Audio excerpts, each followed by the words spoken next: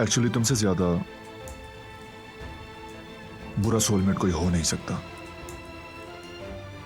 तुमने मेरी कौन सी बुराई देखी? और मैंने किसके साथ ऐसा क्या बुरा कर दिया? ये दोनों फिर साथ हो गए। किस तरह देख रहा है उसे, जैसे उसकी मोहब्बत में पिघलता जा रहा हो। तुमने सही फैसला किया बेटा। शुरू ही से मैं नहीं चाहती थी कि तुम अपनी जिंदगी की कुर्बानी दो। दुश्मनी खत्म हो गई है, कबायली सरदारों ने भी मंजूरी दे दी है। अब ना उनकी तरफ से और ना ही हमारी तरफ से किसी का खून बहेगा। उसे परेशान मत करो।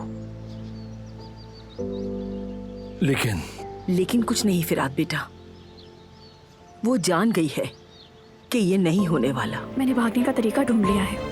क्या मतलब? क्या चल रहा है तुम्हारे दिमाग में? अम्मी देखें, आप एतराज नहीं करेंगी, ठीक है? वो कहानियाँ अधूरी जो न हो सके कि पूरी, उन्हें मैं भी क्यों सुनाऊं, उन्हें तुम भी क्यों सुना